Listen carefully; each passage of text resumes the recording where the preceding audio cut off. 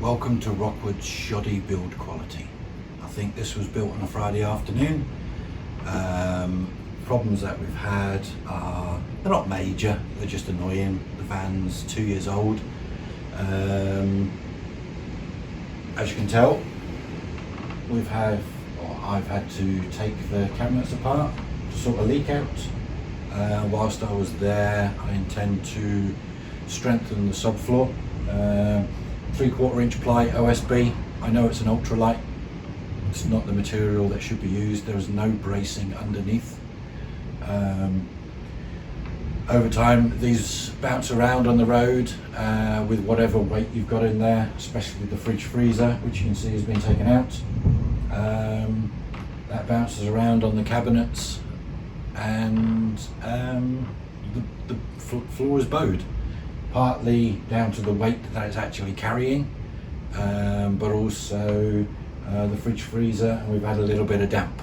So the damp's been almost rectified. I'm just waiting for the final bit to dry out in that far corner.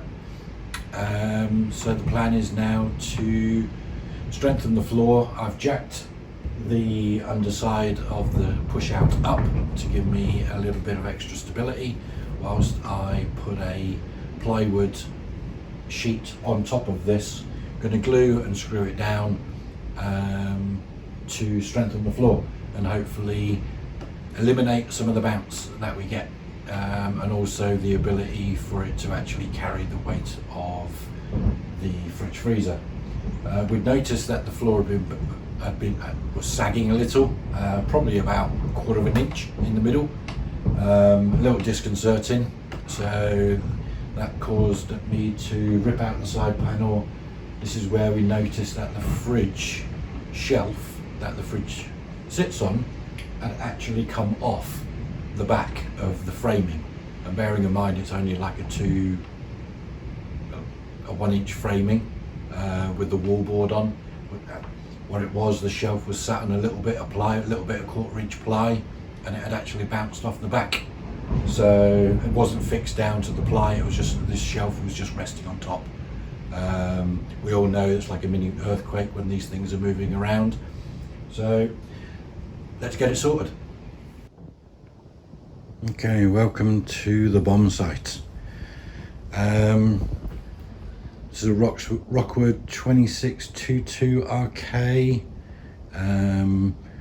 We had some water ingress on both sides of the push out. So it was damp all the way along there. You probably can't see it too well. It's not too bad now. It's predominantly dried in this end. It was running down the right hand side, but we've still got a little bit of damp here, but nothing compared to the way it was. The actual damp was from that corner all the way down here. You can actually see the stained OSB. So it's drying out well. We've used cat litter, a heater, anything really to actually get it dried out, but the cat litter seems to have worked really well. Main cause of water ingress was where the cables come in the corner underneath the actual push out. So this is the main electrics in for the fridge. By the looks of it, an awful lot of it. So the silicon that you can see there is fresh silicon. The silicon that was there was all perished, didn't actually go into the hole that's been drilled up. So the hole was drilled up into the subfloor, the OSB, and then through the carpet, which had a felt backing to it, so whatever moisture was just getting sucked into that and spreading throughout the carpet. So that carpet's going the journey. So I've decided to fill the whole hole with silicon, both top and bottom. There was no silicon underneath, just in the top. So hopefully that will stop a lot of the moisture coming in. So it was just basically coming in there when we were driving, believe it or not, because obviously this is just behind the wheels, and it was obviously getting thrown up by the two wheels because we don't have mudguards. So as a byproduct of that, we've actually had to pick all this up, and I don't know whether anybody actually does have this issue, but the subfloor to the push out is OSB, but over time, I don't know if anyone else has noticed it, but this floor is sagging. So what I've decided to do whilst everything's up and we're fixing the damp is to actually strengthen the floor. You can take the floor out, but you can see on YouTube there's videos of people taking the floor out, and you've got to brace the outside of the push out and basically put it on stilts, and I wasn't prepared to do that. So what I'm actually going to do is put a layer of 1/2 inch ply, marine ply, over the top, glue and screw that down to the original subfloor. I know I'm putting extra weight in the push out, but I got rid of the theatre seats and got two loungers that are lighter than the original theatre seats. We'll see how it goes, but obviously all of that has got to go back. Another telltale sign of the sagging floor was the fridge. So this is where the fridge freezer should live. It was sagging the base unit of the fridge. There was a board that sits underneath that was sat on here. This little piece of timber came across for the full width of this the cabinet that the fridge sits in, and it sits on, believe it or not, a little piece of plywood.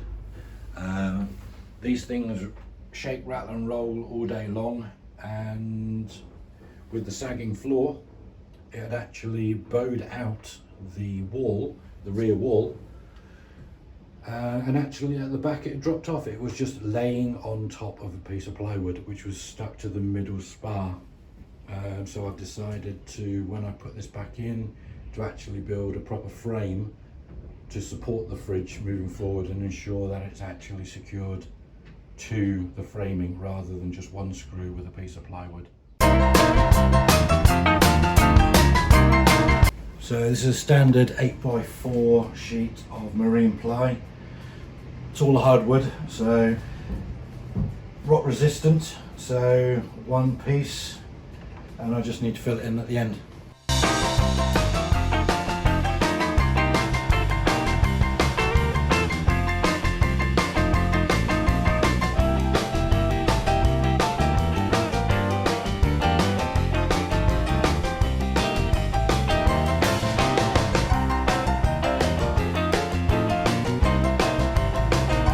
So in the UK we have Evo stick grip fill. It's just the normal grip fill. It's just like a no nails, sticks like the proverbial. I'm just using this to actually glue the board down over the complete length of the board and then screw it down.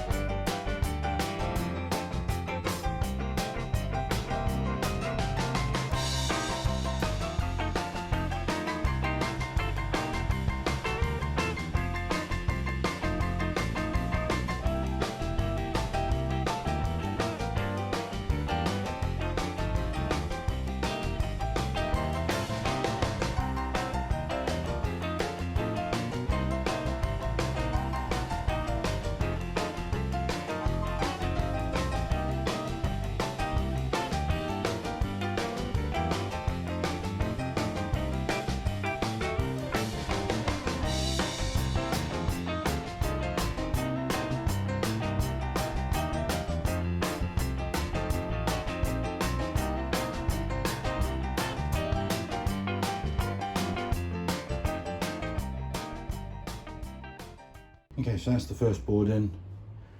Just going to let that dry for probably another day. Got two fillet pieces to go in there. It was just what was left over from this 8 foot by 4 foot board, or for metric 2440 by 1220. Wicks were selling the marine ply for £36 for an 8x4 sheet, so I thought that was quite good. So eagle eyes might have noticed I've got these cutouts, so for these actual coach bolts. So these are what connect your slide to the underneath of the actual push out. So what you would have to do if you wanted to drop the floor in its entirety and replace it, you would need to obviously unbolt those from the slide, knock them up from the underneath out, and then obviously drill new holes to accommodate the coach bolts going in. As I said, I'm just strengthening the floor, not replacing it. But I've got a cut out for the US electric socket. We don't use it, so there was no point in me actually lifting it. These 2 wires are for the side light on the push out, and there's the 2 cutouts and the coach bolts for the other slide mechanism. Other than that, I'm actually looking forward to not sinking in the middle, to be honest with you. I think this is going to work out pretty well. Okay, final piece. Anyone's interested, that's the board I've been using. 12mm hardwood plywood.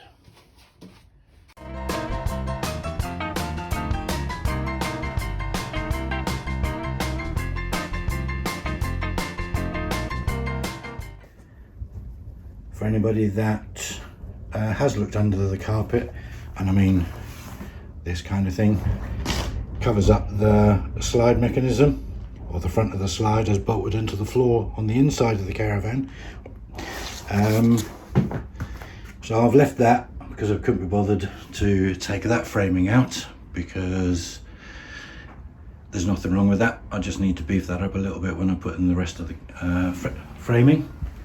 So we're all done. Just need to let that set. As I was saying, for those people that may have looked underneath the carpet, there was a silver sheet that was on top of the OSB. I think it was more of a thermal barrier. It was just a thin aluminium metal plasticky sheet. So what I'm actually going to do is put down some thermal bubble wrap, which has got silver both sides. So I'm actually going to staple that down on top of this to give us a little bit more cushioning and a little bit more thermal efficiency for the actual push out.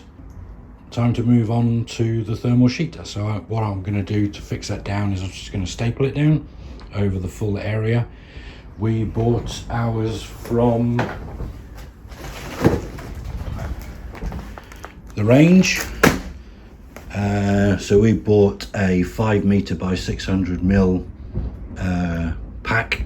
This is actually superfoil radiator insulation to go behind radiators in your house. So I think it cost us £14 compared to the rolls of stuff that you get from the likes of Screwfix and Toolstation. Can't go wrong.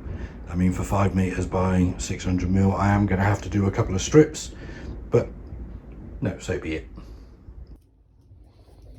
So to fix this down, I'm just using a Black & Decker Power Shot stapler, manual stapler.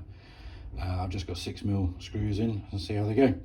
Might need hammering in a little bit because this is hardwood plywood, and let's just see how it goes.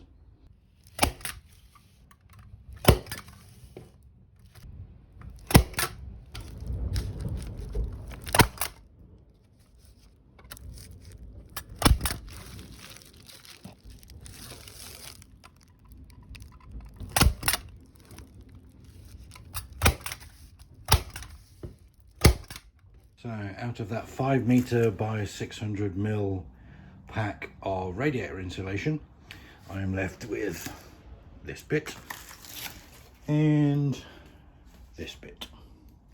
So all in all, for what it cost compared to normal insulation, pretty good. bearing in mind all it had was a thin sheet of metal, to be honest with you. Metal, plasticized metal is probably a best description of it. So really, now that that's all done, put the front of the carpet back on, in front of the slide out to hide that.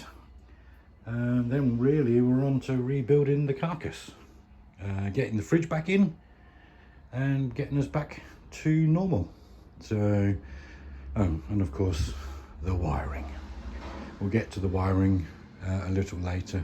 Just don't forget, turn off, unplug all your electrics and turn your battery off as well.